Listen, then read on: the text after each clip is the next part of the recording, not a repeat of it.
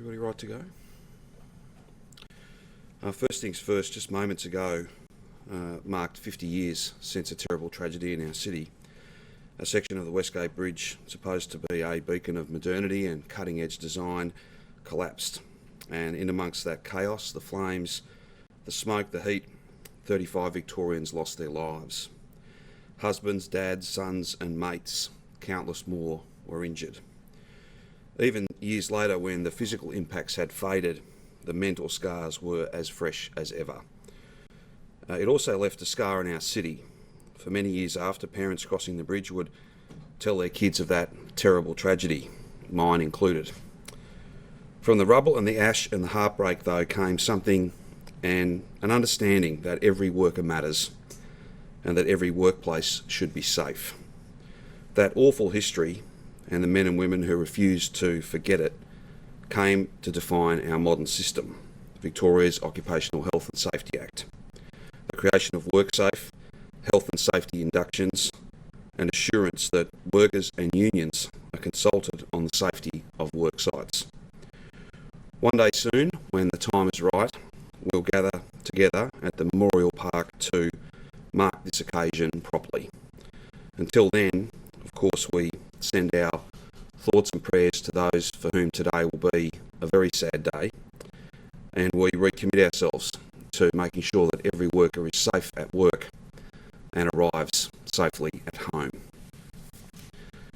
Now to the numbers of the day. There are 175 active cases of coronavirus in Victoria, with 6 new cases since my update yesterday. Of today's 6 cases, 2 are linked to known outbreaks and 4 are under investigation.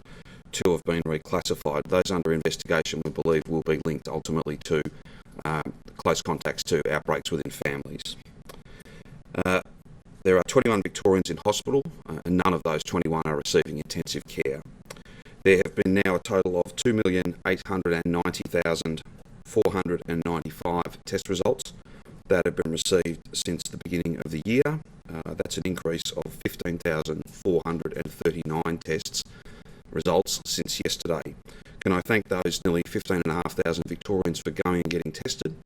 It is such an important thing to do, and again, the message, as it is every day, because it's so important, if you've got symptoms, no matter how mild, please don't wait. Please go and get tested today. Please go and get tested as soon as those symptoms are apparent to you. The number of days that you have symptoms and don't get tested, those exposure days as they're known, that's when you will be almost certainly infecting other people, and they in turn can be infecting other people. Please go and get a test. There's more than 210 sites across the state. Victorians have done an amazing job in coming forward and getting tested. That's the key to us getting out of these lockdowns. That's the key to us containing this virus. That's the key to keeping your family and every family safe. There are 14 healthcare workers who are active cases, and of course we acknowledge them and their colleagues for the amazing work they do. The rolling average to 14 October is Metro 8.9 cases, Regional Victoria 0.6 cases. The rolling average in terms of total number of mystery cases over the 14 days to 12 October is 15 in Metro, none in Regional Victoria. On the Metro Regional split, all 6 of today's cases are in metropolitan Melbourne. There are 8 active cases in Regional Victoria as of the 15th.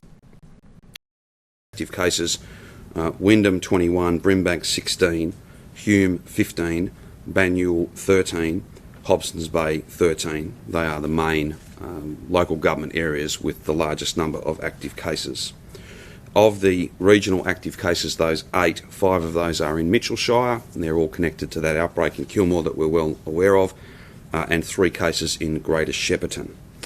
In terms of active cases in aged care, we're now down to 25 active cases in aged care. That's very pleasing and a credit to everyone who's been involved in providing that public health response in a series of settings that are very vulnerable.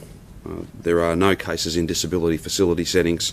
Again, another vulnerable setting where there are no active cases. Now, both Jerome and also Professor Cheng have joined us today Jacinta's here as well to talk about some infrastructure achievements that have been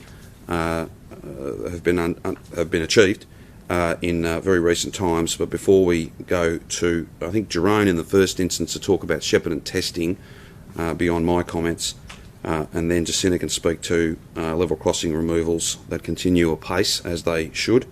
I just wanted to quickly go through a couple of Shepparton figures. First of all, can I thank each and every member of the Goulburn Valley, every single person across the Goulburn Valley, Shepparton and other communities. We have seen, on any given day, perhaps it's best to start here, on any given day in recent times there'd be about 60, 61 people who would get tested in that local community. Yesterday, 1,862 people got tested.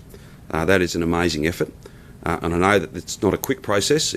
The results come back pretty quickly, but it is a time-consuming process because it has to be done safely. It's not like queuing for anything else. You've got to be distanced, you've got to have all those PPE protocols observed, samples have to be very carefully marked. It does take time, but it is critical to us finding those people who have got this virus and their close contacts, and then making sure that we treat them appropriately, have an appropriate public health response for them. We are expecting a further 2,000 tests to be undertaken over the course of today, after that quite amazing result yesterday. The hospital drive-through hours for today and tomorrow will be 9 a.m. to 3 p.m, and it'll operate on Saturday and Sunday 9 a.m. until 11 a.m. Kyabram District Health will operate a second drive-through at the Northern Oval, Tisdale Road, Kyabram, on the 15th and 16th October, 10 a.m. to 3 p.m. They will also run pop-up sites at Tongala Health in Mangan Street, Tongala, again 15th October, 10 a.m. to 2 p.m, and Stanhope Health in Birdwood Avenue, Stanhope, on the 16th between 10 a.m. and 2 p.m. Essentially, there are 11 sites in and around the Shepparton community. There'd normally only be just 2 or 3, but there have been many additional testing sites stood up. I think 6 in Shepparton and 5 in communities surrounding Shepparton. Again, I want to thank the staff who are doing that testing work. I want to thank really, really deeply, can I thank all of those now well more than 2,000 local residents who've come forward to get tested. That is impressive and important, and we're very grateful to you. Following some discussions I had with Susanna Sheed, the independent member for Shepparton, last night, we're making sure that people are receiving bottled water and some sense of support while they're queuing, because there is some time taken, as I said before, to safely take those tests. We're also trying to move up and down those lines to pull people out who might see themselves as a closer contact, to try and fast track them. We're also making sure that call to test, so we come to you in your home if you're a particularly vulnerable person. For instance, a couple of constituents had rung their local member, Susanna Sheed, yesterday. They're in their 80s. They had waited for a period of time, but it was just a bit too much for them to stay in that queue for as long as it might have taken to get tested. We've had, I think, 10 calls received yesterday. No doubt there'll be more, and we will go and visit you in your home rather than you having to wait in a queue for a period of time. That's an important service as well. Beyond that, I don't have any further numbers of the day, but I would again just make it clear that we've got about 400 people in the Shepparton community that are either cases, contacts, or their contacts. So those 3 separate groups of people who are all linked through potential chains of transmission. They are isolated at home, and they are isolated at home because of one person. That's the nature of this virus. It spreads widely. The number of people that can be caught up in different chains of transmission with even just one common element is many, many hundreds of people. That, I think, is just a very important reminder to all of us, just how, if we needed reminding, just how quickly this can spread, just how important it is that people come forward and get tested, and I think just how critical that new approach, or approach of recent weeks, to have both cases, their close contacts, and the contacts of those close contacts isolating. Their status can change, information may change based on testing of all 3 of the second and third ring in that group of 3. We'll try and get people the best information as quickly as possible based on test results, whether they be day 3 tests or later. We're very grateful to everybody across Shepparton doing the right thing, playing their part, it's a very impressive thing, and it speaks not only to the Golden Valley, but it speaks to regional Victoria. There is a real sense of pride that these numbers have been driven low, and every regional Victorian wants to keep them low. And I'm very grateful for the part they're all playing in delivering that outcome. I now might ask Jerome just to speak to testing and any other matters that I haven't covered, and then perhaps JA can do just an update on some very, very significant capital works, very significant removal of level crossings as we had indicated. All that work has continued throughout the pandemic, and then we're happy to take any questions you have.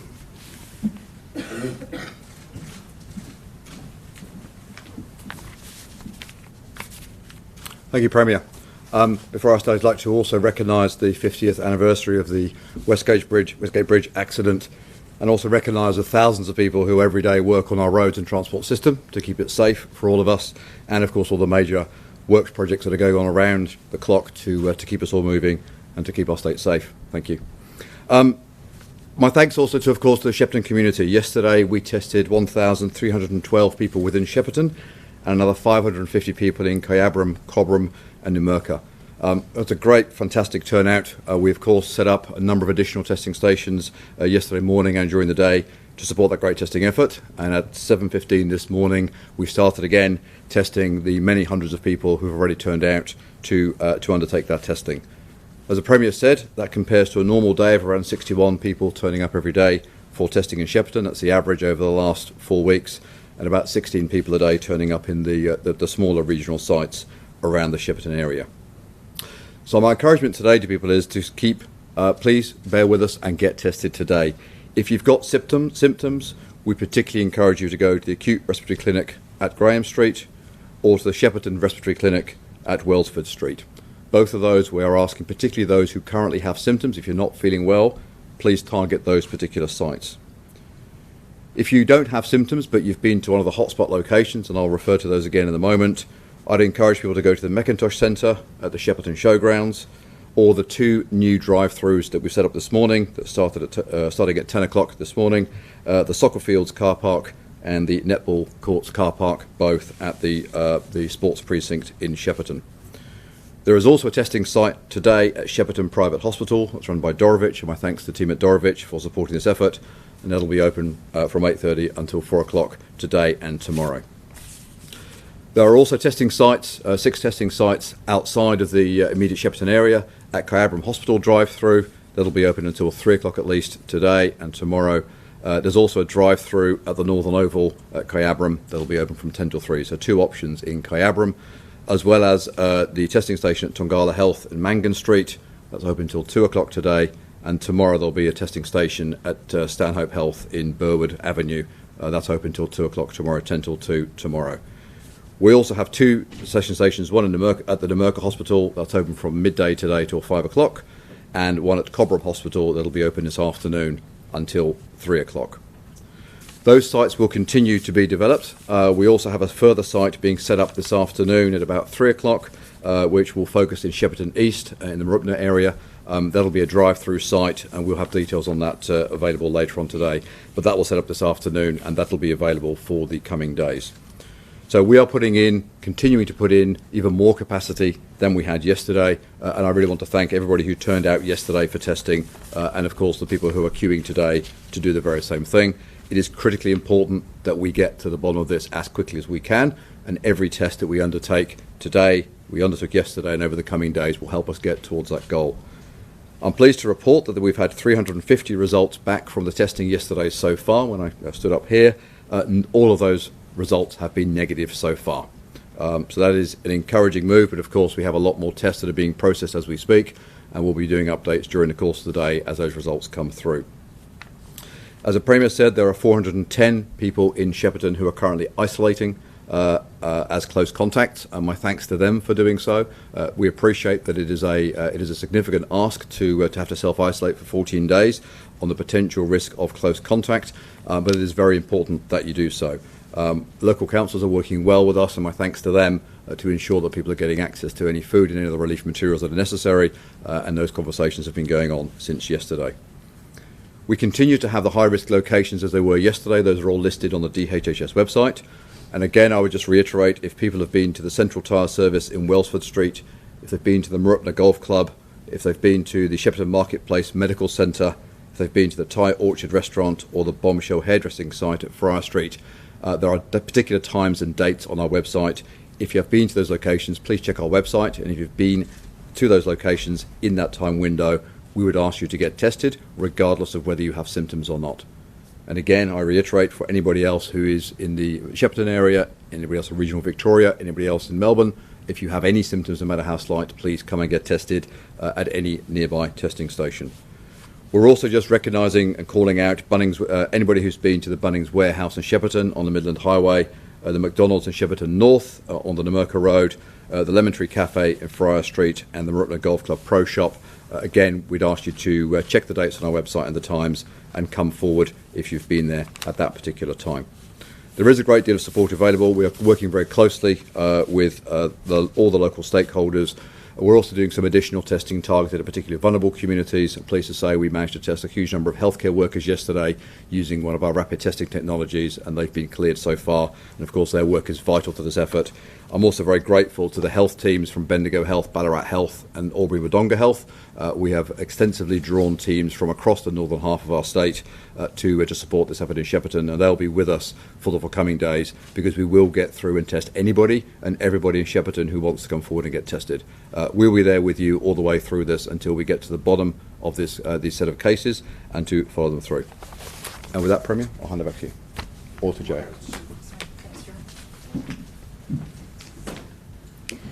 Thanks, Jerome. Thanks, Premier. Look, it's my pleasure today to be here to update everyone on the tremendous progress that has been made on our construction program, on our Big Build Transport Infrastructure program over the past few months. And as part of that big investment, the biggest investment ever in transport infrastructure in the state's history, we've just in the last 3 months been working through the biggest level crossing removal blitz we've undertaken in our program to date, with a 3-month closure of the Upfield line as we're getting in and removing 4 dangerous and congested level crossings along the Upfield line. And I'm pleased to advise today that as a result of the huge amount of work that's gone on around the clock, we are able to return train services on the Upfield line 2 weeks ahead of schedule on the 2nd of November. And this is, as I said, as a result of a 3-month construction blitz where we've had 1,000 workers working 24 hours a day to remove level crossings at Bell Street, Munro Street, Reynard Street and at Moreland Road. And these level crossings, not only are they dangerous, they cause congestion in the road network as well, with the boom gates down for about 25% of the morning peak period, causing disruption for the 68,000 vehicles that travel through those streets every single day. And for those of you particularly familiar with the level crossing at Bell Street is one of our busiest arterial roads in Melbourne. And so when the boom gates are down on Bell Street, they have a knock-on effect right across the Melbourne metropolitan network. And so it's been great to see the work that's gone in to get rid of these level crossings as quickly as possible. And not only have we been removing level crossings, there's been the construction of a 2.5 kilometre elevated rail line. And as part of that work, there's been some great technology, great innovation applied to install 268 concrete L-beams as part of the elevated rail structure. There's also 2 new stations being constructed, and the finishing touches are being put on those 2 new stations over the coming weeks. And those stations, new stations with all the new modern facilities, will be open for passengers in mid-December. And then also into mid-2021, work will continue on the 2 MCGs worth of open space that's created as a result of elevating the rail line and removing these level crossings. And as part of that, there'll be pedestrian and walking paths being created, and also the planting of around 3,000 trees and plants in that corridor. Whilst we're seeing works now start to ramp down on the Upfield line program, we will see works ramping up at 5 other level crossing removal sites in the northern suburbs as part of our overall program to remove level crossings. And when the trains return on the Upfield line on the 2nd of November, that will mark the 43rd level crossing that will be removed as part of the Andrews Labor government's efforts to remove 75 level crossings by 2025. So we're more than halfway towards that target, demonstrating demonstrating we're well ahead of schedule, but also importantly, getting rid of these dangerous and congested level crossings makes those communities safer, gives us the chance to run more train services, but also gives us a chance to open up local streets and open up and connect local communities. And most importantly, and indeed critically, given where we are at this point of time, it's also about supporting thousands and thousands of jobs, those workers and their families. And I'd like to finish by particularly congratulating the workers who've worked on all of our projects throughout these last few months, working under very safe, COVID-safe standards, whilst we've gone on and continued to remove level crossings, continued with our Big Build program, which is all about improving transport connections for the Victorian community. I'll hand back to... I'm happy to take any questions you have. Premier, we saw queues of 7 hours in Shepparton yesterday. Are you worried that some people might give up and not go back? No, I think all the feedback that I've received is that people are waiting. They'd obviously like to get their test done as quickly as possible. That's why we've stood up additional sites. I think people appreciate that this is not like queuing for anything else. It has to be done safely. There has to be, various processes and protocols observed. The last thing we want to be doing is to be potentially spreading the virus as part of a testing process. So it has to be done carefully, and I'm very, very grateful to those now thousands of local residents who've presented to get a test. We'll get their results back to them as quickly as possible, particularly for vulnerable Victorians, for whatever reason in that Golden Valley area. We'll come to them. If queuing, for some people, even queuing for a very short period of time will be quite challenging for them. So we'll go and take the test at home and get them a result as quickly as we can. I think people in Shepparton, people across country Victoria know and understand that you've got to take these tests properly, and it does take time. That's 11 sites stood up now. I think there'll be more. If there needs to be more, then of course there will be. But we're very grateful to think that at dawn this morning there were already people queuing. That says to me, as we so often see, country people, very, very strong communities, common sense communities. They know that if they stick together and if they do the right thing, then we'll find all these cases and we'll protect people right across the Golden Valley. That's what they know, and that's why they're turning up in such strong numbers. Surely 6 hours, though, 7 months into the pandemic, is just an unacceptable time to wait. Why don't we have these rapid response teams ready to go for outbreaks like these? Well, there we were do. even some that had hit capacity this morning at 9 a.m. Well, we do have surge capacity, and that's exactly what we've done. But there's absolutely no notice provided here. That's the challenging part of it. We've had a person who suddenly, well, they didn't tell us. We found out. We're able to make the link. All of a sudden, you've got to work really quickly, and the mere fact that in less than 24 hours we've been able to stand up 11 test sites, and if there needs to be 12, 13, 14, however many it needs to be, that's how many we'll get. Plus the at-home testing, the ability to do that says we do have a surge workforce. We do have people that can go into a community, but there are limits on how quickly you can stand them up. We are very grateful to people who are being patient. I thank each and every person who's waiting to get tested. It is a very important part of our public health response. I apologise if the processes that have to be observed to make sure that testing framework is safe. That does mean that it takes some time, but I think the team have done an amazing job to have 11 test sites up and running in such a short period of time. That is a very impressive thing. What's more impressive, though, is the fact that the people of the Golden Valley are coming out in such strong numbers to get tested. They know how serious this is. They know numbers are low, and they're determined to keep them low. And getting tested is absolutely how you get that job done. Beyond that, though, if there's a need for us to have additional test sites, then that is exactly what we'll do. Premier, the truck driver who spread the virus to Shepparton after he caught it from a family member who worked at the Chatston Butcher Club made that trip to Kilmore and Shepparton 2 days after the butcher shop manager had tested positive for the virus, and the day after the shop had been closed for a deep clean, and the shop had forwarded the details of all close contacts to DHHS. Yes. If DHHS had acted more quickly and isolated him as a family member of close contact who was being tested, couldn't all these regional Victorian cases have been prevented?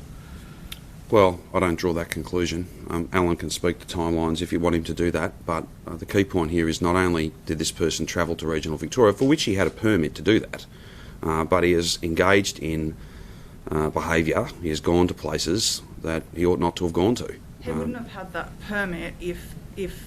Alan can speak to that in a DHHS moment. acted more Alan can speak to that in a quickly. moment. But what the point I'm making to you is that not only has he spent time in locations he ought not to have spent time in, because the restrictions in Melbourne should travel with you, and they did not with this person. He was allowed to be in regional Victoria. He's got a permit to do that. What he's not allowed to do, though, is to sit in a cafe for 3 hours or go and attend a number of other sites. Now, the list of high-risk sites or exposure sites are not necessarily attributable to his actions. They can be other people that he's come into contact with. So it's a broader chain of transmission than that. But as to Chadstone and that outbreak, I'll let Alan speak to that.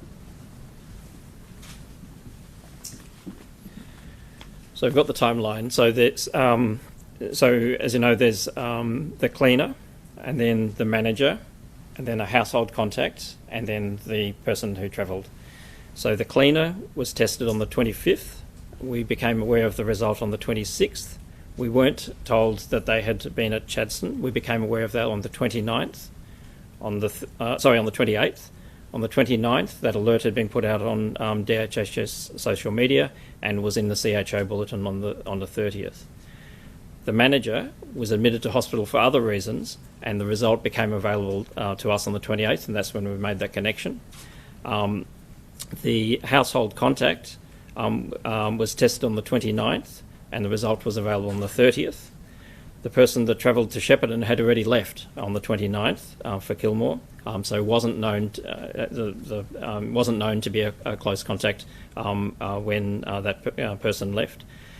Got home on the 30th, became sick the following day, so had spread the infection before the case knew that that they were symptomatic.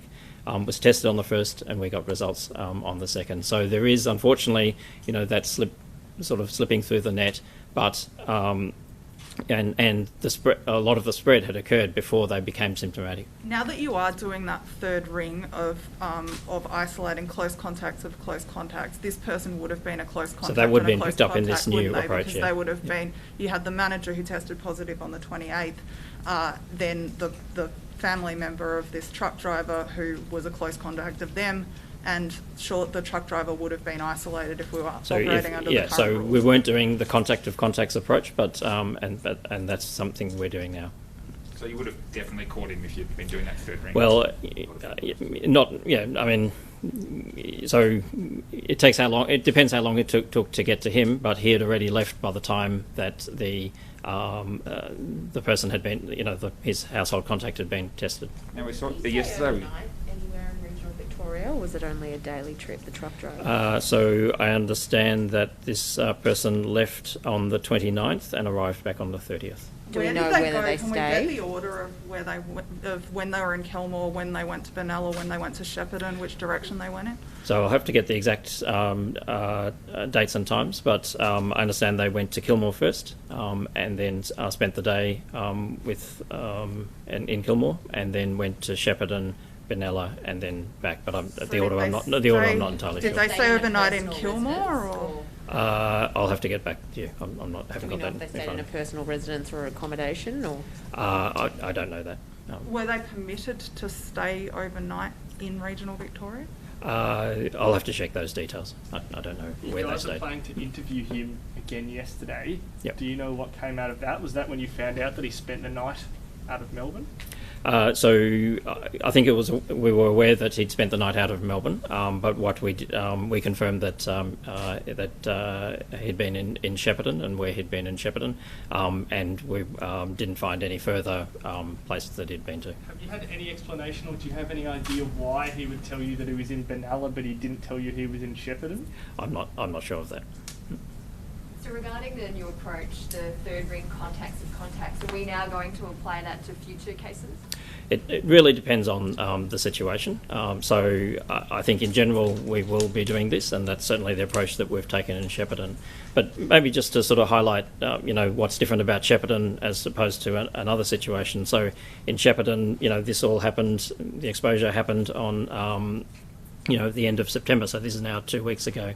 So what concerns us now is that there have been cases in Shepparton that have been infectious for a longer period of time, so almost 2 weeks, and that's 2 serial intervals. So that means that there is the opportunity that the first case has infected someone and then may have caused onward infection to the secondary contacts. So that sort of really justifies that approach. But for example, if we had a situation where we're really sure that we got someone on the first day and we got to their contacts within 24 or 48 hours, then there really isn't the opportunity for that to spread on. So we would probably isolate their household contacts while waiting for those tests to come back. But it becomes less likely that there's going to be spread to that second ring if there's that only very limited opportunity to do that. But where there's a long period, like in Shepparton, that is a different situation. And of the 6 new cases today, we've heard that none were in regional Victoria. Is that surprising? Is it inevitable that we're going to see more cases in Shepparton? Look, I wouldn't say it's inevitable. I think we got back, I think it was 350 results yesterday, and the only ones that were positive were the ones that had already been diagnosed, and we're just confirming that. So it does appear, and some of those have been in some of these high-risk settings, so we're encouraged by that, but clearly there's thousands of results still to come, so we really just need to watch that. Those 300, did you prioritise people who were more likely to have been closer to the cluster and sort of processing their tests first? So I know a lot of them are from those close contact. I think when you're talking about these volumes, it isn't always possible to prioritise, but a lot of them I think were from those high risk situations. The other point I was just going to make was that we have had 6 cases reported in 24 hours to today. I think this is sort of an illustration that it's not just about numbers. These 6 cases are basically household contacts of known cases. They would all be isolating at home when they were diagnosed. There isn't the opportunity that they will transmit on. These are these are encouraging numbers, and if we have more days like this, then we'd be much more reassured that it's safe to open up. So, these are the sort of this is the story. Even though 6 doesn't is above the 5 threshold, this is still encouraging, and this is where the narrative behind the cases is important there. Have 15 unknowns. Now that you've done a follow-up interview with this gentleman, have you taken his phone? Like what kind of extra measures have you now taken, given that that he's not exactly trustworthy in terms of information? Look, we're not able to seize people's phones or anything like that, but we certainly have gone back to him, gone through very carefully, where he's been and where he's done, confirmed that where he's been in Shepparton, and we really want people to tell us the truth. And I think that there's no hint that this person has done anything illegal, but we want people to know that when there is an interview with the contact tracers, it's like being like a consultation with a doctor. We want to know about things that are relevant to this. So, for example, not this person, but in times gone by, cases have told us about who they injected drugs with. We're not going to refer that to police. We just want to know what is relevant to controlling this infection, and it is a safe space for people to tell contact tracers exactly what they've done, and we want to make sure people know that. My understanding is that Victoria Police has actually referred the case back to DHHS, saying that it's under health orders that this person will be charged if they are charged. Will you look at charging him? And is there a number of people that you've already charged with this? I'm not sure what's happened in the past, but enforcement, I think, is a matter for Victoria Police, and obviously we'll discuss that with them. Professor Sutton said yesterday that you do have powers to seize people's phones. Can you clarify that? I think what we would like to do is for people to tell us the truth. So we do routinely say to people, can you go and check your credit card details, just make sure, confirm that you haven't been anywhere else that you might have forgotten. Can you go back to your phone? There's location history on your phone. We don't collect that. We don't, grab people's phones and make them put in their passwords. We ask people to do that voluntarily and emphasise that we just want to know these details, and it's much easier that way. And we would prefer people to be honest with us. So to clarify, you can ask, but you can't actually demand that they hand over certain information and technology. So I'm not sure what's in a legal power, but what we would like to happen is for people to do that voluntarily to give us the information we like need. this, where that hasn't happened and they haven't given up the information voluntarily, you're not aware of what the powers are if someone is obviously not giving you the information that you need. Look, I mean, where the information is not held by us, then there's a technical and a legal process to go through to get that, and it's much easier if people can, even while they're talking to us, go through their phone, go through their credit card details to say where they've been. It's much quicker that way, and that's what we would prefer to happen. And you go. Sorry. New South Wales has been doing that third ring isolating and contact tracing for months. If our contact tracing and testing system is really up to their standard, why haven't we been doing it until the last week or so? Look, it really depends on the situation, and as I was going through before, it's about the opportunities that people have to transmit. So where that's really short, it isn't necessary, and it means that there'll be a lot of people quarantined that otherwise don't need to be. But where, for example, in Shepparton, it's been being under stay-at-home restrictions, though. Yeah, but where where there's a lot of opportunity to transmit, then I think that justifies that. But we need to look at each situation as it occurs, and we certainly have been taking a very precautionary approach, particularly in high-risk places. So there's a definition of close contact, 15 minutes or 2 hours in the same room. For example, in meatworks, where we know that's a very high-risk situation, or hospital, that we will regard everyone on the same shift or any overlapping shift as being close contacts or some version of that, and there's a strategy to test them and return to the workforce when that's appropriate.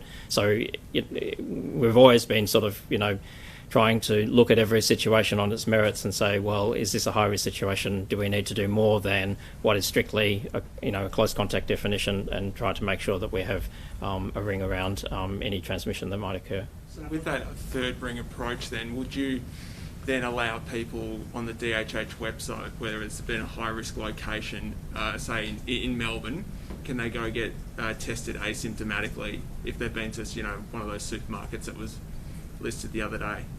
So in general, we would say it depends on the risk. So, for example, in Shepparton, being in a cafe with someone that's the case is much higher risk than just being at Bunnings, and Bunnings is a very large place. So there's a different approach taken to people that are contacts in close contact situations as opposed to very large places like Bunnings, where the risk is much smaller. We're trying to prioritise testing to people that are at risk of infection, whether it's in a close contact situation or a casual contact situation, who are symptomatic. And as we know, there's the testing volumes in Shepparton are 20 times what they normally are. There's another several thousand expected today. We do need to try and prioritise testing as best we can to those we think are actually at risk of infection. What's the current capacity? We said yesterday was 1862 and there was people being turned away. What's the capacity with the changes that we've made of people that can be tested within Shepparton today? So Joan might be able to answer that. I think we're up to a couple of thousand. Yeah. So with the additional testing sites we've set up from earlier this morning, we probably have capacity for around 2,500 to 3,000 people a day in Shepparton and the surrounding area. And again, my thanks to people who are involved, working hard to set those sites up and to help people get through. Just a few other things from lunchtime today. There will be a web link on the Goulburn Valley Health website which will indicate the waiting times at some of the busiest stations, so people will be able to see what the length of the queues are and to judge both to select the testing station that's most convenient to them, to get a sense of how long those queues are, and to choose appropriately so we can minimise the amount of time that people are standing waiting in line. And to the Premier's comments around the quarter test service, certainly we have already had a number of requests for in-home testing for vulnerable members of the community. That service is available. There is a phone number on the DHS website on the COVID hotline, and we have local additional support in the Shepparton area to support vulnerable members of the community to do just that. There was reports that 2 centres had already reached capacity this morning. Are you aware of those reports and what's being done? We've certainly seen some busy numbers this morning. We've also had some redistribution to some of the other sites now within the Shepparton. We've had the 2 drive-through sites. One went live at 10 o'clock, the other one went live I think about 11:30. So that'll have taken some of the demand in that area. Rowan, what have we got? And you were in the room yesterday, so you've got the context of the questions, but what do we know about this truckie? Does he give any reason as to why he was up that way and what he did that night where he stayed? So we know that to back up what Alan said. So the driver was interviewed again yesterday by the department. The records of that particular interview are that he acknowledged that he was in the Shepparton area, and according to him, that was a work-related set of activities that he undertook. He confirmed the locations that we've already identified on the website. I'd stress again that some of the locations on the website do not relate to his movements; they relate to other positive cases that we've since identified. And look, we've referred the case to our enforcement and compliance team. They will do, as Alan's indicated, they're reviewing the health powers that we have in terms of what's the right thing to go and do. We are confident that we've extracted all the relevant information that this individual has around his travel patterns and where he's been. And from here on in, it's a matter for the compliance team and the Victoria Police to deal with any consequence of that. Where did he stay? My understanding is he stayed in Kilmore in a residential property on the night of the 29th and left Kilmore on the morning of the 30th and travelled to Shepparton and Banana. Is that allowed if someone's got a permit to travel and they're going to be overnight? Are they allowed to stay? So it depends on the specific work permit, and I'm not close enough to those details. Do we know if he was abiding by his permit when he was staying? Well, we know that the permit does not allow visiting in cafes for 2 or 3 hours. It doesn't allow stopping in at Bunnings. It doesn't allow a whole range of things. And most importantly, and again, as Alan has said, what we expect people to do in the, if for those people who become positive, and again, 6 people yesterday, the purpose of that interview, that first contact tracing interviews, and people have many, many discussions over the early days with our contact tracers.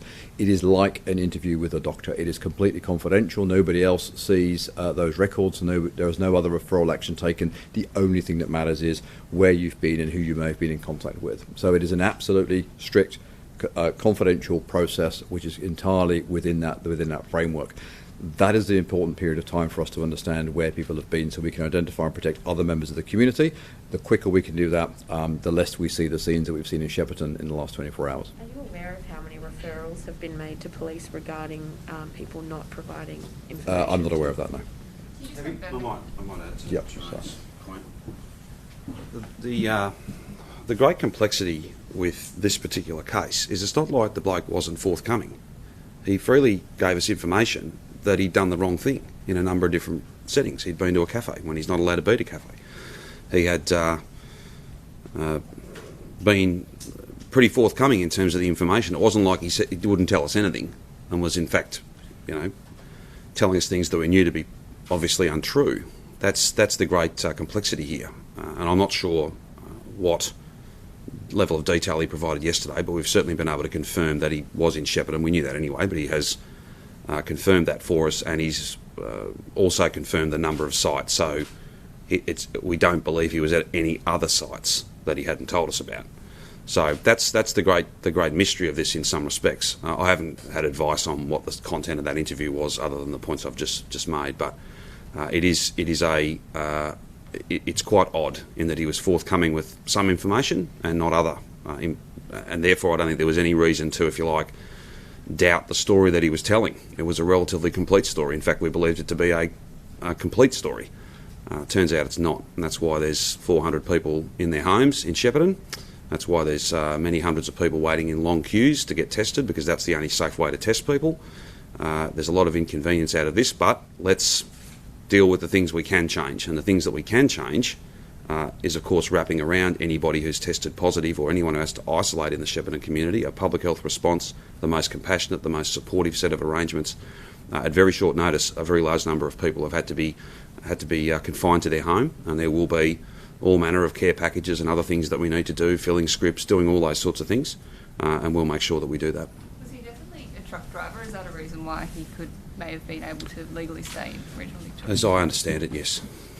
Premier, you were talking about the lines in Shepparton, and you were saying that it's going to take time, it's going to take hours no matter what. As we move towards summer and we try to open up, we know there's probably going to be outbreaks that happen. Yes. Do you think those kind of scenes with big lines and people having to isolate on holiday is going to be something that could be a regular sight over the summer? Well, look, we'd always try and make sure that we had as quick a throughput, if you like, as possibly. We'd make that process, I should say, as quick as possible. but it has to be done safely. And as I said before, it's not like queuing up for anything else. You've got to keep your distance. The people taking the test have got to be absolutely attuned to infection control. They've got to prevent infections. The last thing we want is this virus being spread at a testing centre. That would be a very bad outcome for everybody involved. So it's always going to be a complex task, or at least a painstaking task. It's going to take some time. But we have a very significant capacity to be able to flex up when we have an outbreak like this. And you're right to say, Michael, there will be cases. We're not chasing zero every day forever. We fully acknowledge, and the National Cabinet decision is one of, there will be cases, there will be outbreaks. To the earlier point about contacts of contacts, yes, New South Wales has been doing that for a while because it's a function of small numbers. When you get numbers well down, you can move to a system like that. And you can have, yes, hundreds of people isolating. If you try to do that when you've got hundreds of cases a day, then you would literally have tens and tens and tens of thousands of people. And be really clear, as difficult, as frustrating, as onerous as the rules are now, people, under the current rules, if you're not infected or a close contact, you can still leave your home for a number of lawful purposes. If you've got a permit, you can go to work. This is a level of isolation at a whole new level. And if you've got literally tens and tens of thousands of people in that space, that's very, very challenging. But it is, I think, a function of smaller numbers. You can go to that more assertive approach, if you like, and that'll be a key. I think you'll see that as a feature of outbreak management in the weeks and months ahead. That'll, yes, be very challenging for those groups of hundreds, but it will allow hundreds of thousands of Melburnians to find that COVID normal. Premier, speaking of New South Wales, they had 11 community-acquired cases yesterday. We had 7. Yes. They've got 6 today, so do we. What is so different about Victoria that means that that New South Wales has been able to be open Sure. for months with yes. average daily new cases of Yep. 10 for entire months, and we haven't and we can't at the moment? Yeah, I think there's a couple of points to make. More kind of looking back a little bit, it's just a fact that New South Wales has not had 4,278 mystery cases across the pandemic as it's unfolded in New South Wales. They've not had the virus get into some of the settings that have been very much typical of this second wave. Large families, high-risk workplaces, and that bouncing back and forth. That is, I'm not saying it hasn't happened at all in New South Wales, but it certainly has not been a feature of their pandemic. The other point, from a very contemporary point of view, my advice is that there are 40 active cases in New South Wales today. There are 175 active cases in Victoria, plus close contacts. So the numbers are important, yes, but all the numbers are important, and the whole picture, I think, is what really tells this story. I would see it slightly differently. I wouldn't necessarily be pointing to the differences. What I would say is, on Sunday, we're going to be able to take some steps, and to the extent that people think that comparison's a worthwhile one, we'll be closer to the New South Wales position than we have been for months. We'll be closer to that COVID normal than we have been for months. Frustratingly, I can't give you all that detail today because we want to look at these numbers and what sits behind them. We've got to chase a few of these cases down. Of course, we'll have to get those Shepparton results. That's from a statewide point of view, because there will be some announcements about regional Victoria as well on Sunday. But if only one number matters, if you had to go down to one number alone, 175 active cases is a very different picture than just 40 active cases. I know they might seem quite close, but that's a very different task, a very, very different task. Previously, you've always pointed to the mystery cases and said that was the reason that we. And I couldn't find, and Alex, I couldn't well. find on their website their mystery cases. Otherwise, I would have quoted that to you as well, because I expect that's probably a bit lower than ours. It's just I just couldn't find it this morning when I had a look. Can I ask you a question? You make the point there between Victoria and New South Wales. When I was here on Monday, Professor Sutton said, the second wave in Victoria was without doubt linked to hotel quarantine. And I want to go back to some evidence that you gave in the inquiry, the Coat inquiry.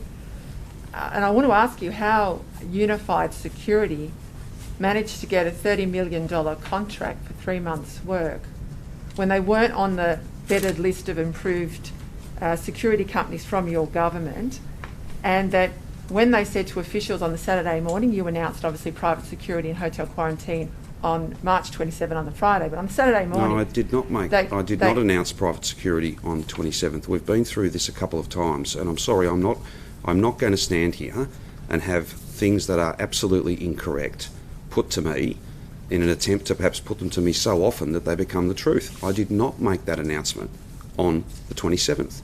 I referred to private security, I referred to Victoria Police, and I referred to our entire health team. In the very next breath, I then indicated that these matters had not been settled. The tape, the transcript, and I'm fairly uniquely placed to remember what I said, given that I said it, does not say any such thing. And I don't mean to be curt, but we've done this already a couple of times. I'm not going to have things that are absolutely incorrect put out there again and again. For whatever the motivation, they're simply not correct. I made it very clear in that statement that these matters had not been settled. In my hand. Had not been settled. I have your statement in my hand, and your statement says security. Your statement also says it has been agreed that the Australian Defence Force will be engaged to support and I've the gone to that implementation. in great, yes, This is your own statement on the 27th, Premier. Well, you say here, excuse me, I'll finish, that the ADF... I've no doubt you will finish. That the I've no doubt at ADF all. will be engaged to support the implementation of Yes. arrangements in relation to hotel Yes. security, and they were not implemented, we know. Well, hang on a minute. I've gone to those very matters under oath and on many occasions in this room, and I don't propose to revisit That's fine. those Premier, issues. I'll go back to my but question about just before you do, unified and I'm security. I'll stand here for as long as you want me to, Well, right? Let's be clear. But I'm not having a situation, and I don't believe it is unreasonable for me to pull you up when you make statements that, not for the first time, this is now the second or third occasion when you have put something to me that is absolutely incorrect, and I will not have that. You can ask me any question you like, and you are entitled to do that, and that's an important part of your job. But facts matter, and no such announcement was made that day. In fact, quite the opposite. And I almost apologetically made the point to the assembled media that I would not be able to provide details of the program because those decisions had not been made. To assert otherwise is simply inaccurate. On that point, on March 27th, there was an email that was sent to members of government, of the state government, from the Prime Minister's Cabinet saying that there was ADF on offer. Based on need. I think it's consistent with the comments that were in the Prime Minister's media conference and consistent with all the evidence that I've provided. Still told a state parliamentary committee in August that the assumption that there was hundreds of ADF staff on offer was essentially and I've gone incorrect. to that. I've gone to that in some You now detail. appreciate that your statement to the Parliament was not correct? No, I don't make that acknowledgement at all. I've been very clear and spoken at length about the fact that I left the National Cabinet with no expectation whatsoever that there would be ADF support. However, in the intervening period, the Prime Minister gave a press conference, put forward a more generous position that was acknowledged in the press release that we've just been talking about. And again, I think Commissioner Crisp and others have been very clear in relation to discussions that went on with ADF about the model, about what might be needed, about what was offered, what was accepted. All of those matters have been well and truly canvassed. And I don't know that I'm in a position to offer any more than that. Premier, I'll just go back though to your statement. This is your press release, and I'll quote it again. You say in your press release, it has also been agreed that the Australian Defence Force will be engaged to support the implementation of these arrangements. And this is in relation, it's headed, enforced quarantine for return travellers to combat coronavirus.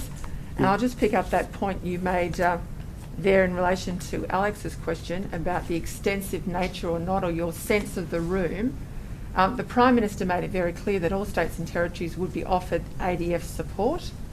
The Chief of the Defence Force on that same day made a stand-up order that gave Victoria 100 Defence Force personnel and New South Wales. For what purpose? For For checking on, no, well, was it for hotel quarantine or was it for checking people who are isolating at home? It was for arrangements in relation. Oh, I'm not certain about that, but anyway. Well, Premier, I've read the statement. I have the statement with me. I'm happy to table it to you and have a look at it. I don't need you, with the greatest of respect, I don't need you to table a media release under my signature, under my letterhead your to press me. release. Minister, I'm talking about the stand-up order from the Defence Force Chief. Yeah, well, we've been through on that the same many day. times. No, we haven't. Well, yes, we absolutely that have. stand-up order gave you and New South Wales and Queensland exactly the same provision of well, I don't 100 accept ADF that. personnel. I don't accept that, and I've been very clear about that. You're at odds with the Chief of the Defence Force. Well, you are at odds with you can draw Angus whatever Campbell. conclusion you see fit to draw. I don't believe that's an accurate statement in any way, way whatsoever. I know very well that the order of the Chief of the Defence Force is provided to Premier's officers. I'm also aware Again, with respect, what is known well or otherwise to you is a matter for you. You're making claims. You're putting things to me. I'm not accepting of them because I don't believe they are Premier, accurate. it's a statement of fact. The Chief of the Defence Well- Force allocated Victoria 100 personnel on Friday the 27th of March. You say in your press release that there was an agreement that you say it has been agreed that the ADF will be engaged I've to just support gone to these that. arrangements. I've just gone This to is that. your press release. And New South Wales got well 100, aware. Queensland got 100, so you all had the same, quote, extensive resources. I don't believe that's accurate in any way at all. Well, that's the Chief of the Defence Force versus Well, the it's Premier. not. With respect, it's not for you to advance what is or is not the position of the Chief of the Australian Defence Force. Nor is it for you, again, with the greatest of respect, to tell me what when you weren't in the National Cabinet meeting. No, but I can read a what stand-up order. I worked for a defence minister. I can read a stand-up order from a defence minister. Well, I worked for one. Fine, and I'm very pleased for you. Ultimately, you're putting things to me that I have already rebutted, refuted, and made very clear are not accurate. And that's fine, if that's your choice. But one thing needs to be really well understood. You can put something to me as many times as you like, but if it's not accurate, I'm not going to accept it, because it's not accurate. Simple as that. There was a well understood position that New South Wales could reasonably expect to have significant ADF support. They had, after all. They were in the midst of the Ruby Princess. How was that They well had- understood? Sorry? Premier? How was that well understood? Where was that well understood? Well, Was I'm that not as going at to go odds with into the what. Chief of No, the Defence Force? we've had some commentary about it's an order. how familiar It's a you are with defence cabinet order. processes. You've made the point a number of times about how familiar you are with Commonwealth cabinet processes, and it is not for me to go into what was discussed in the National Cabinet. That is not appropriate. I was perfectly free to do that under oath. The Commonwealth Government had a different view, and were very keen that the sanctity of those important meetings were not led in I'm just detailed asking evidence how at the you Board of formed the Inquiry, view. so I won't It's offend that at odds principle. I'm with not the the chair of evidence. National Cabinet, and I don't think it's appropriate that I rewrite the rules of National Cabinet. I'm speaking to my understanding. I'm speaking to what happened afterwards. I'm not providing these facts for the first time. These matters have been well canvassed. We may have a very different interpretation of things. We may have a very different understanding of what went on. I would simply point to the fact that I was in the room, and with the greatest of respect, you were not in the room. But Ruby Princess was not material to the ADF. Ruby Princess... Cruise ships are. No, Ruby Cruise Princess... ships are. I beg your pardon, Premier, but Ruby Princess is actually a matter for the Australian Border Force, not the Well, Australian not when it comes to Defence turning up Force. to inquiries to get to the bottom of it, it seems. But So in the any pro- event... The provision of support you didn't- from the but you didn't listen to what I Ruby said. Princess is Border Force, not Defence Force. Well, you didn't listen to what I was saying. There was... So let me, again, or maybe I didn't explain it as well as I perhaps could have. There was an acknowledgement, and there was, in my judgment, a reasonable expectation that could have been formed, more than that in fact, on the part of the New South Wales Government, that given that cruise ships have been diverted from other parts of the country, given that the Ruby Princess issue was still, in one form or another, a live issue, that there were greater demands being placed on New South Wales and Sydney than Victoria. Border It's Force, not. not Defence Force. Hang on a minute. We're Very talking different, about very this. different. It's like SES to VicPol, you know, No, that's two not complete accurate at different all. agencies. Well, again, one of the ways in which we'd get probably through this a bit quicker is if I can answer the question and then you can ask the next one. So if that's okay, it's a recognition that there was a lot going on in Sydney at the time, and therefore for a new program, an additional program, then there would be perhaps less resources to be able to deal with that. That's the point that I'm making, and not for the first time. It's been made many, many times. The email that was issued to the Victorian State Government offering ADF was Yes. an exact replica, which was sent Yeah. to New South Wales, to Queensland, And that's to all states. not an email that I'm familiar with, other than seeing it today. Do you now agree, though, that your assertion that there wasn't? No, I can only hundreds of speak to ADF what. No, I've contract made offers for statements. help was I've made incorrect? statements, and I've explained the nature of those statements, and I'm not Everybody adding to else those took up statements. the military. I'm just surprised as to why, Sorry? given there was no cost recovery either from Victoria, why would Victoria knock back the ADF offer and every other state take it up? It's very interesting. Perhaps to answer that question, you'd look to custom and practice. And if you go back to the bushfires, I made a request of the Prime Minister, not the other way around. I made a request of the Prime Minister for ADF support, and ADF turned up, and some of them, in fact, are still here. We've never been anything other than focused on a partnership to keep people safe. To suggest to me or any member of the government that there's a reticence to have ADF support or Commonwealth public servant support or support from anywhere, from other states in fact, is simply wrong, and it goes against the facts of these matters. What's more, it goes against the custom and practice, the history, the patterns of behaviour that we have exhibited in good times and bad over many, many years. It's simply not accurate. So how did every other attendee at National Cabinet have a view that there was an offer of ADF, that they all read the CDF's advice about the stand-up order in the same way, and that they all took it up, and you were the only one who didn't read it that way and didn't take it up? Well, and now we're back. And now we're back where we started. We're back where we started. Can I put it to you again, with the greatest of respect, that you are in no position to make judgments about what everyone else at National Cabinet thought or took away from that room? I'm not saying what they yes, thought. you are. I'm You saying just what did they then. did, No, and Premier. we're back where we started. They read it- where you they- make a they statement read that and is acted completely on the inaccurate, advice and you differently repeat than it you. again and again in the hope that it will become true. That is not accurate. That is not accurate. And again, we can do this every day. That's fine by me. But what I will not have is a situation where statements are made in this room or any room, they're put to me, they're factually incorrect, and I simply allow that to go through. I'm not going to do that. I'm simply not going to do that, and I don't think it's unfair or unreasonable. Things to you about your She can, but about the secretary anyone of the DPC, which you said was incorrect at the time, and then did turn out to be correct. No, sorry, that's not accurate. That's not accurate either. Again, you've all got a job to do, but let me tell you one thing my job does not involve, and it never will involve, having patently incorrect statements made to me where I simply cop it and move on to the next question. I'm not doing that. The stakes are too high when it comes to keeping people safe for me to simply be a bystander as facts are created and as history is rewritten. I will not do that. Not now, not ever. Are there any other questions on any matters that relate not to months and months and months ago that are in fact the subject of a duly formed independent inquiry under an Act of the Victorian Parliament? Might there be any questions today about things that Victorians are immediately concerned about right now?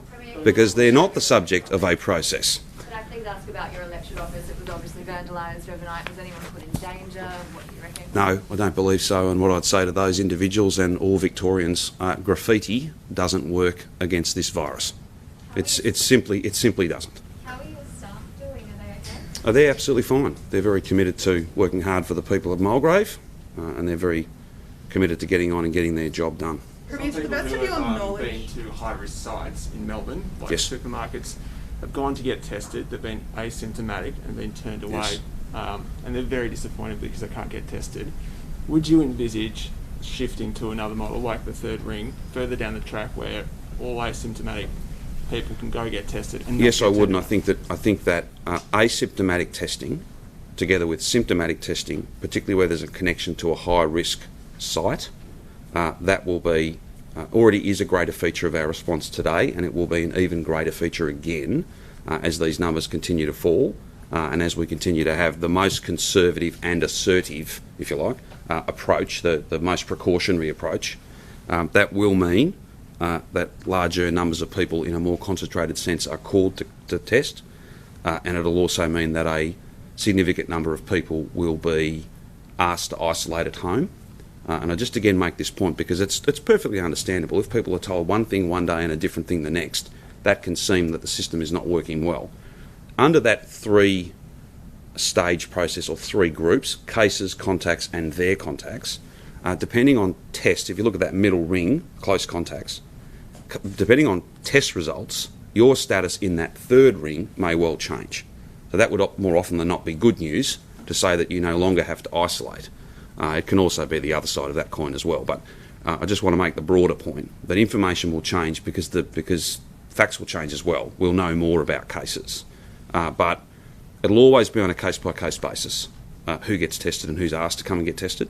But I think in general terms, Dougal, there'll be more of this 1st, 2nd and 3rd ring, and there'll be more symptomatic and asymptomatic testing in given sites.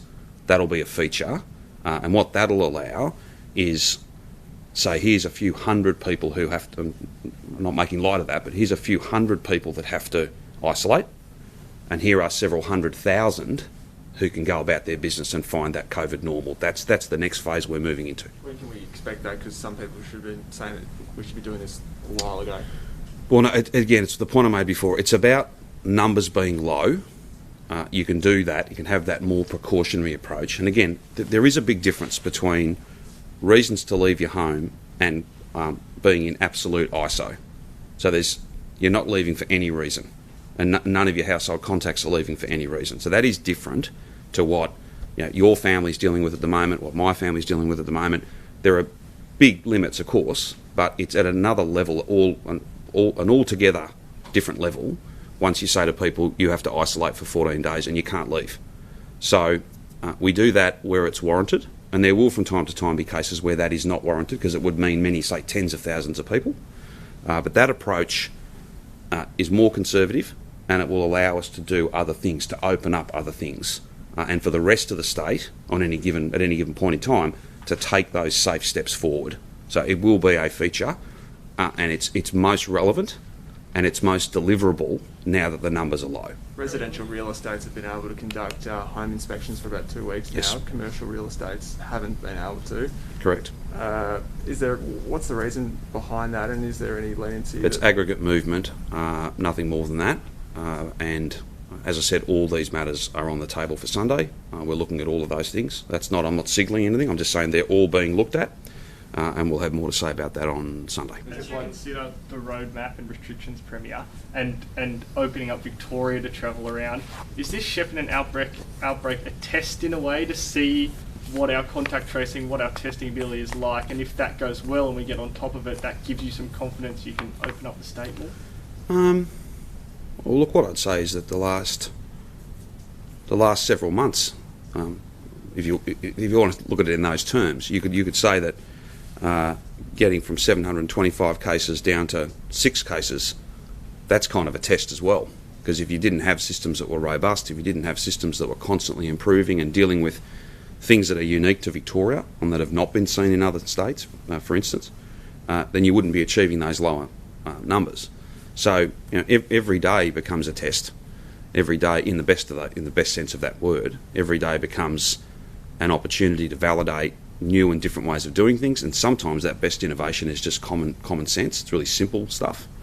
Other times it's more high tech, whether it be a digital platform or, for instance, some of the again making the point that cooperation between agencies is the hallmark of the government I lead. Defence Science have provided us with access to some kit, some tech that allows us to be much more predictive when it comes to movement, when it comes to patterns that might not be necessarily available to us. I've had conversations with Commodore Hill on that on a number of different occasions, and we're grateful for the partnership we have. I'll put it this way then. The New South Wales Premier has said that before she opens the border to regional Victoria, she wants to see that Victoria can get on top of outbreaks and its health systems are fixed up. Do you think this is a test in that way? Do you think if we can get on top of this, that can be whilst to New South Wales? Whilst I wouldn't necessarily agree with the implied kind of criticism there, I wouldn't expect her to say anything different. She will want to be reassured, just as Stephen Marshall will want to be reassured. And just if our trend was to continue the right way and New South Wales' trend was to continue the wrong way, we would want to be assured of certain things as well. All of us are in this together. We work very closely together. I've not spoken to Gladys this week, but I'll see her at National Cabinet tomorrow, and hopefully she's encouraged, as I am, and I think all Victorians are, to see these numbers coming down. But we still remain in a different position to New South Wales, and that's evidenced in lots of different ways. The history of our pandemic, all those chains of transmission, but most notably the fact that they've got 40 active cases and we're at 175. Considering that regional Victoria is in a very different place and we're in lockdown in Melbourne, do you think that New South Wales should open the border to Victoria? Oh, I've not sought to publicly influence those decisions. I think it's best. I know why those decisions were made. I have no problem with that. I know it's very difficult for border communities, and I've got some insight, given my own background, to what it's like to live not far from that border. It's very difficult to have that border closed, even with the bubble arrangements that are in place now. But I am confident that as these numbers continue to come down and we get a kind of settling in trend terms, notwithstanding what's happening in Shep, I'm very confident that we'll finish up with that million regional Victorians able to travel much more freely, and indeed people from New South Wales and South Australia being able to come into regional Victoria. And that was the context in which I spoke with the Prime Minister, I think yesterday morning,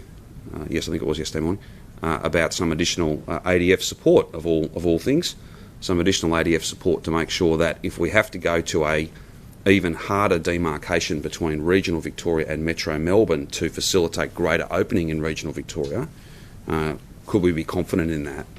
And I got a good hearing, and I'm sure that we'll get an even stronger partnership out of it. Sorry, to the best of your knowledge, has your office and department now supplied phone records for all relevant people, including you and your Chief of Staff, to the hotel quarantine? I believe so, inquiry?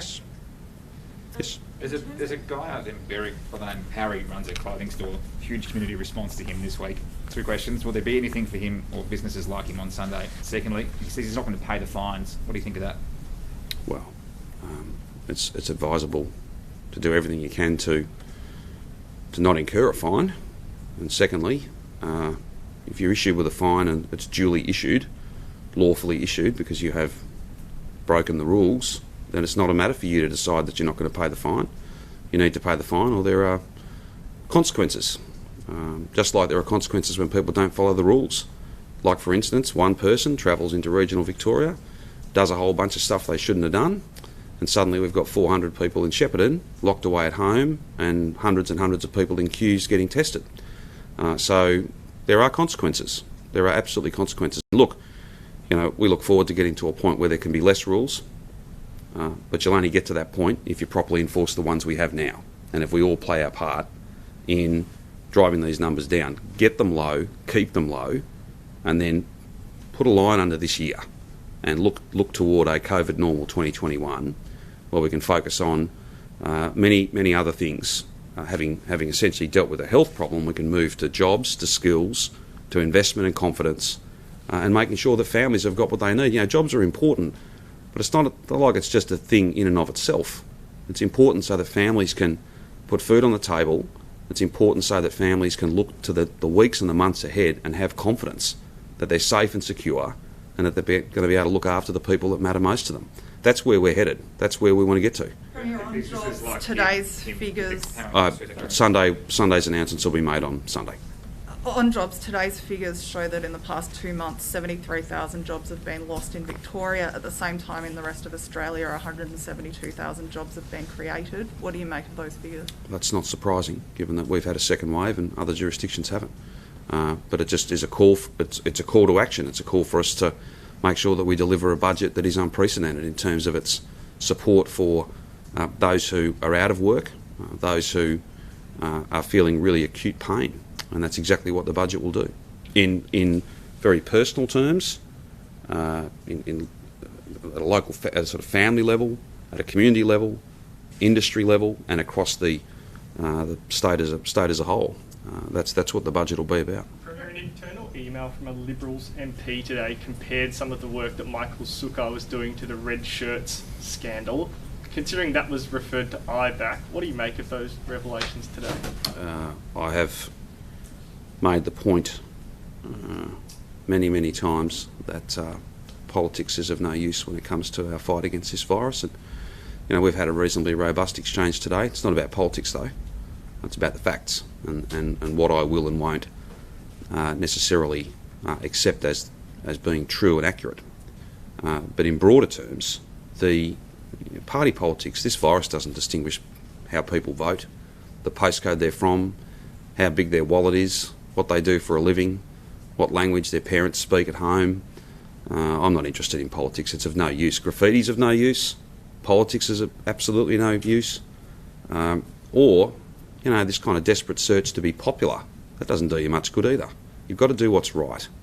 And that's the space we're in. As to the affairs of other political parties, I'll leave it to them and to the authorities to deal with any of those issues. Just on IBAC, the Commissioner has come out today and said that he can no longer investigate all allegations of government corruption and police integrity issues put to them because they just don't have the resources and they're now going to have to pick and choose from now on. Will you commit to more funding for IBAC immediately or within the next budget? Well, let's just be clear.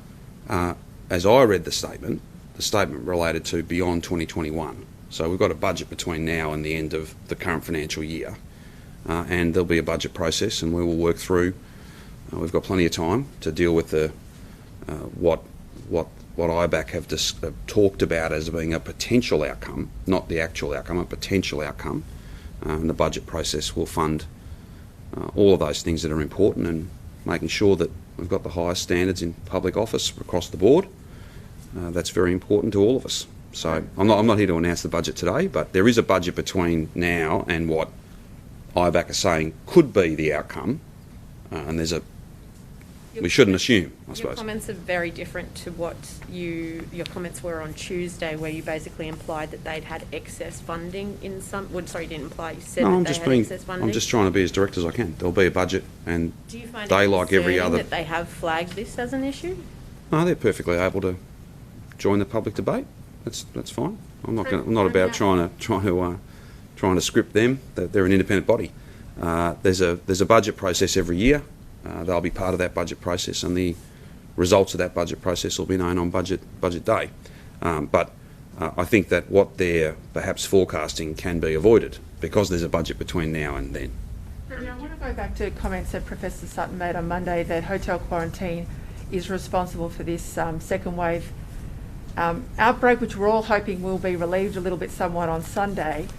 I wonder how you can explain to me, and this is factual evidence tendered in the inquiry, how one of the players who got a contract who was not on a preferred list, the name is Unified Security, on Saturday the 28th of March, so the day after the National Cabinet decision, threw their hat into the ring after a request on the Friday night by 6 a.m. in the morning, and at 11:25 the Secretary of the Jobs Department, Simon Femister, gave the go-ahead for them to have a contract in the order of $30 million for 3 months' work.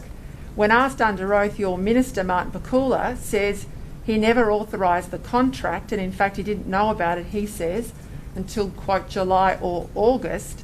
Now, how on earth does a non-approved company get a $30 million contract in less than 6 hours flat? Well, I'll make a couple of points. Firstly, this program needed to be stood up in good time, on a very short timeline. That was the nature of the decision, and I think it was the right decision to make. In the broadest context, I'm talking about the timeline. So whatever decisions were made would always be on a very compressed timeline.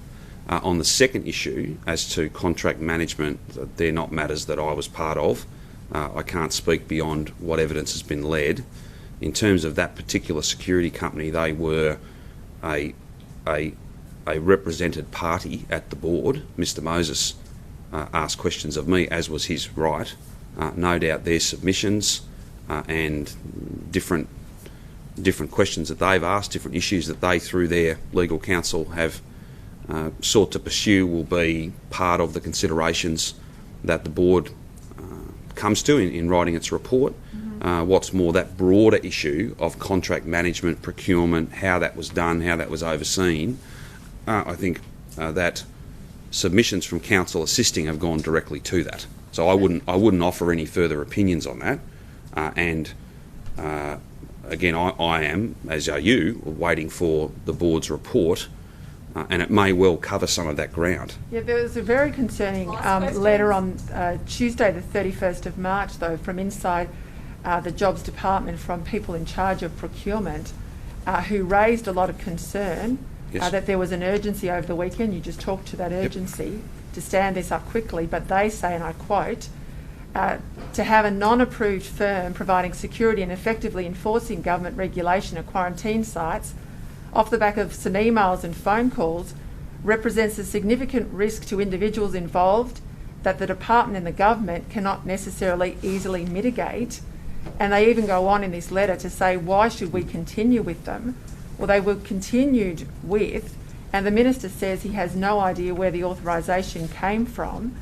And of course, if you look further at the evidence that night before, there was a series of SMSs passed amongst staff within the government and officials within the government, and one of these text messages at 11 minutes past 10 suggests, why don't we go with unified security? And within a minute, a response says, okay, unified are in.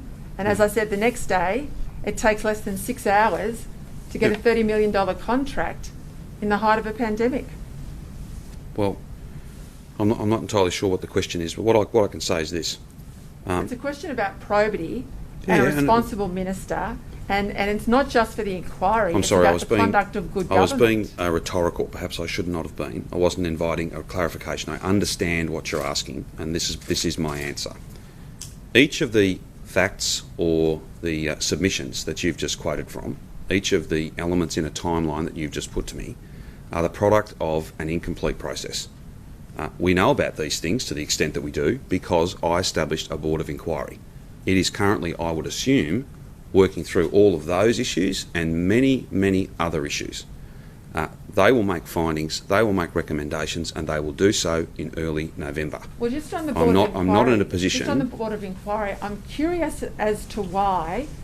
The Victorian Government Solicitor's Office is instructing council assisting in this inquiry, looking into all of these government contracts, when in the case of the Lawyer X Royal Commission, it was not allowed, Victorian Government Solicitor's Office was not allowed to be working or instructing council assisting. It had to be an external firm, external to government, because of the perception of conflict between the Victorian Government Solicitor's Office and obviously Victoria Police.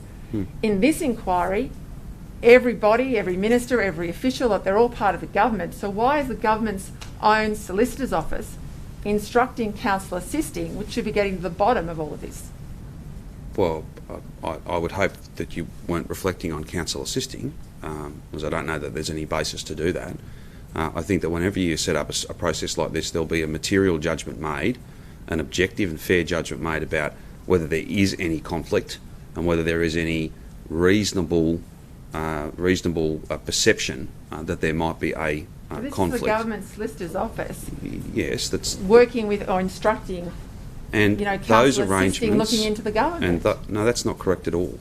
Those it's absolutely accurate. Well, and those arrangements are obviously meet with the satisfaction and approval of former Judge Coate, council assisting themselves. If they had wanted a different arrangement, whether it was akin to the other process you refer to, or a third option, a third or fourth option. Well, yes, but let's be clear though. One of these processes relates to a program of hotel quarantine, and the other one relates to the criminal justice system and prosecutions. I think they are very different. One has the standing of a Royal Commission, and one has the standing only of a Board of Inquiry. And that might be a factual statement, but to what end? If you want to put it, but hang on, no, let me finish, please. Let me finish. If you want to put it to me that there are manifest deficiencies, like yes, it's a statement of fact to say they're two different processes. I'm not quibbling with that. But to sort of throw that out there and imply that there's some gaping deficiency in the Board of Inquiry, I'm not aware of anybody putting forward to the board itself or to me any deficiencies in the way the Board of Inquiry has been constituted under an Act of the Victorian Parliament. There is a range of different things you could do, like for instance, we could have had an internal review. We did not do that. We've got a retired judge, and no one has put it to me in any terms that there are deficiencies with the process.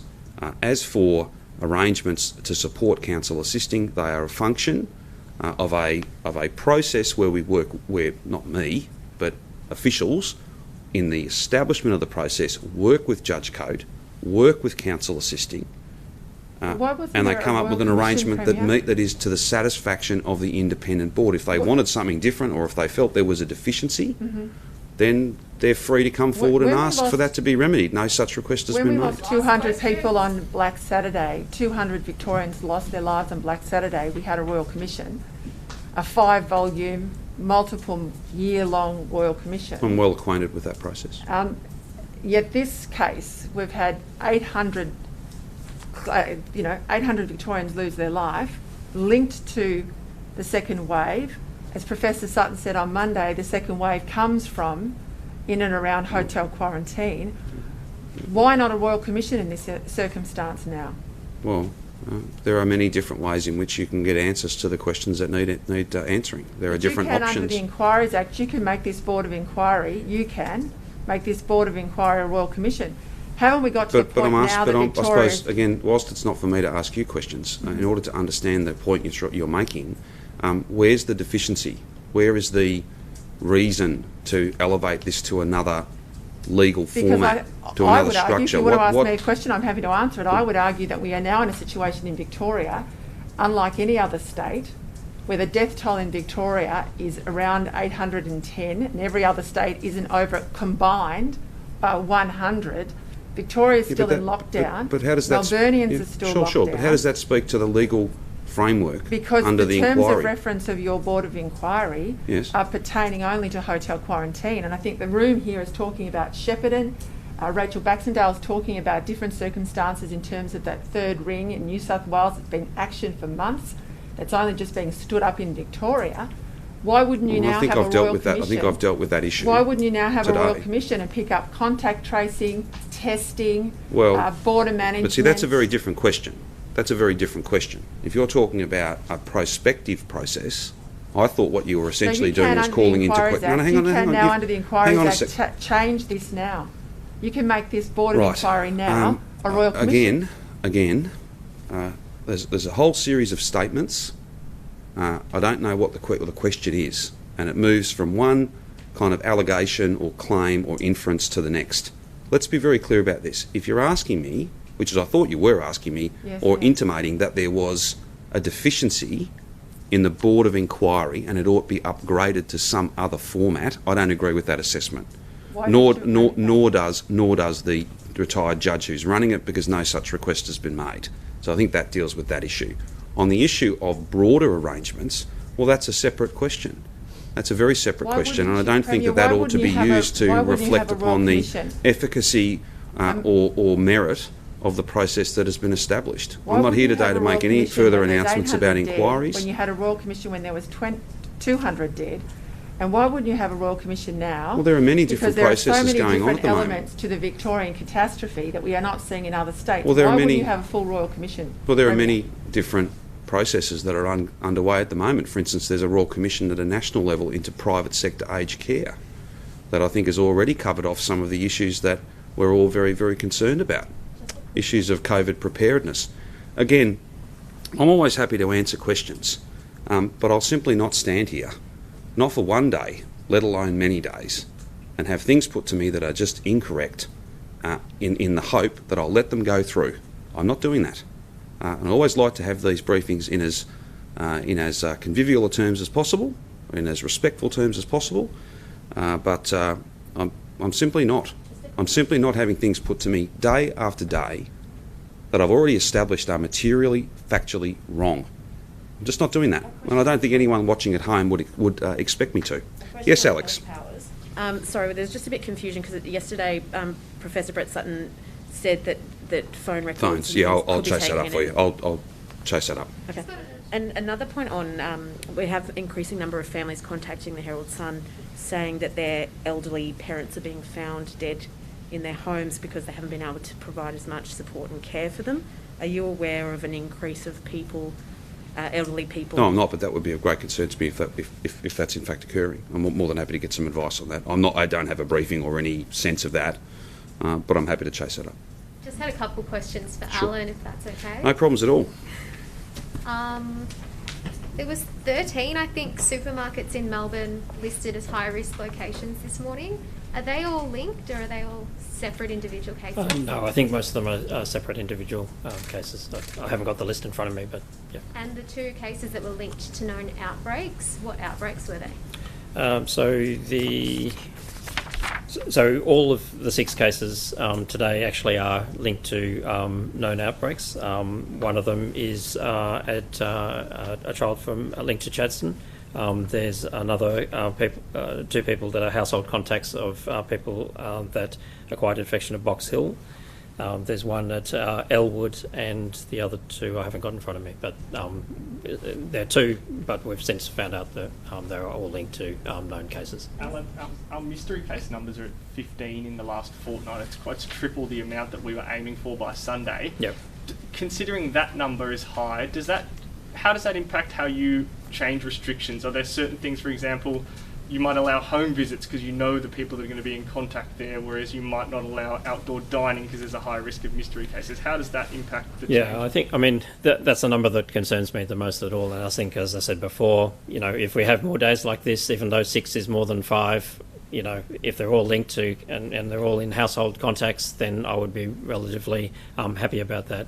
Mystery cases are of some concern, and every mystery case means that there's at least one other person there that's given it to them, and they have had an opportunity to transmit because we've not been able to find out who that is. The longer it goes since those mystery cases, then the more confident we are that indeed they haven't actually transmitted on. But the last mystery case was from the 11th, so we are still getting some of them. But again, if we have more days like today, then I'd be relatively more comfortable at opening up. Is all of Melbourne going to be held back in all or many ways because of those mystery cases, or are there certain areas you could ease because? I think that's the issue, is that these mystery cases are distributed through a lot of different LGAs. So, certainly if they're all in one place, then we could concentrate testing there and try and detect some of those transmission chains. But it's unfortunately not like that at this stage. But just quickly, sorry, Alan, I didn't mean to interrupt you. Yeah. Just quickly on the 13 high-risk locations, 3 of those are dry cleaners, employees from dry cleaners. Is that the same employee visiting 3 different dry cleaners, or are there 3 different cases? I don't have that detail in front of me, but they do relate to people that worked in those places. Has And there just been going any by your modelling? timeline before, why did it take 3 days to realise the Frankston cleaner worked at Chadstone? So it was only when we detected another case at Chadstone and interviewed that person that it was found that the person at Frankston had worked there as a cleaner, and that wasn't volunteered to us by the Frankston person. Has there been any modelling done on increasing the 5K limit to 20 kilometres? Look, we're looking at everything at the moment. There's models being run as we speak, and they should be off the computer, in the next day or so. It does take a little bit of time to do that. We're considering all sorts of things in sort of making that determination, and I think there'll be more announcements on Sunday. Is it considered with the numbers that we have that moving to a 20 kilometre zone would be a strong possibility? We're looking at it, yeah, and the announcements will be on Sunday. On our greater strategy, Alan, has that changed at all in the last week? Are we no longer kind of aggressively going for that zero community transmission if we accepted that we're not going to get there? Look, I think the tail has proved a bit more difficult than we might have thought. Although remembering that the original timeline was for the 26th of October. I think we're always looking at the numbers and reassessing things, and there'll be announcements on Sunday, and there will be further consideration of what to do after that, depending on the numbers. Do you think that trigger of getting 14 days of zero cases to open up more, is that going to be removed, do you think? Oh, look, I think we're looking at it all the time. I think it's certainly something, when we made this roadmap, it was, quite a number of weeks ago now, and we just need to reassess all our plans each time. That it's hard to look, a month ahead, let alone a week or so ahead at this stage. The federal government no longer classifies Melbourne as a hotspot and says we're under that 10 rolling average. How does that sit with your judgment on things? Obviously, it's great that we're no longer a hotspot, but that rolling average of 10, does that sit comfortably with you?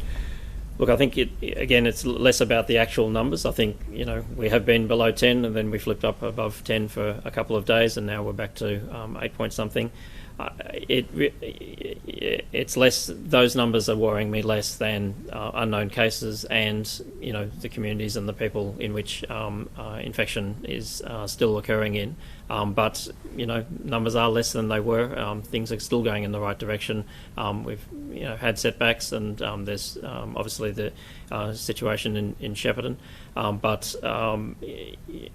we are almost there. It's numbers are lower. Today's situation is about as encouraging as it gets at this point in time, and we hope for more of these, and we will do everything that we can to chase down all the contacts and the contacts of contacts to make sure that we're on top of all the transmissions. Just a very quick one for the Premier, if I can. Yet another challenge has been You make me late for Parliament, that's fine. in the Supreme Court. I'll explain it to coronavirus. Leader of the Opposition that I was delayed. Yet another challenge has been filed in the Supreme Court regarding coronavirus restrictions. I think this is the 11th one we've seen. This one argues that the Chief Health Officer's stay-at-home orders burden individuals' freedom of political communication that's implied in Australia's Constitution. What do you make of that? Well, so does being on a machine to help you breathe. That's pretty burdensome too. Look, people are free to take whatever legal action they feel is appropriate. That's an independent process. The courts will do what they do with those matters. I just say that if you could issue a writ against this thing, or give a speech, or pass a law against it, or whatever it might be, or paint a sign on a shop window, then that'd be terrific. But just as politics doesn't work against this thing, legal action doesn't work against it either. People are free to go and do as they see fit. That's an independent process. We've just got to stay the course, get these numbers down. We'll take some significant steps on Sunday, and if I can finish, if there's no other matters. One very Sure. question. I just wanted... You are determined to make me late for question time. That's fine. Whose phone records has the inquiry sought? Is it you, your Chief of Staff? Is it the key ministers who It was were those, involved as and well? we have gone well and truly beyond that. So I think there's basically the entire executive team in my office has handed up all that information, and beyond that, it'd be a matter to speak to the board. I think we have well and truly exceeded all platforms. To my knowledge and understanding, there are no communications with the then Chief Commissioner. Sorry. Yes, absolutely. It's all of those platforms, and I think we have well and truly exceeded what we were asked to do, which is just the most appropriate thing, to be as helpful as possible. Just one more in breaking news. Talks on ADF assisting in the Ring of Steel. Yes. Has that progressed? That's what I was talking about before, sorry. Yeah, so that's what I spoke to the PM about. Sorry, maybe I wasn't clear enough. That's what I spoke to the PM about How many? yesterday. No, I think there's about 100 that are helping us now, and I won't go through how many more I asked for. We'd had some conversations with the Chief Commissioner the night before, and obviously having the greatest level of confidence possible that only those who absolutely need to go to regional Victoria and have a lawful reason to do so will be going to regional Victoria, can make possible on Sunday some further easing in regional areas. So just so there's no confusion whatsoever, the amazing women and men of the Australian Defence Force, of course, have to be tasked. They're coming into a very busy time, cyclones and some of that weather to the north. So we're just going through a cycle of them being potentially redeployed elsewhere where there is a really significant need, or there could be. So I suppose my call to the PM was about, look, could we get a bit of certainty about, will the ones we've got be staying for that purpose? And then through the State Control Centre, there's some work goes through to file a detailed request to potentially have some more people. But I haven't seen the answer to that question. But I got a good hearing, and I'd be very confident that if there is additional support available, then we will almost certainly get that. And if we can toughen up even further those border checkpoints to keep Melbourne and regional Victoria separated, well, that'll give us some options in regional Victoria that we otherwise wouldn't have. Brady, there's just some Nothing more or less than that. reporting around the North East Link and concerns about links to China today in the construction. Do you have a view on that? Well, the federal government is part of this project, so I really think that a few people should speak to their boss. Have a talk to the Prime Minister. They're a party. They're a partner.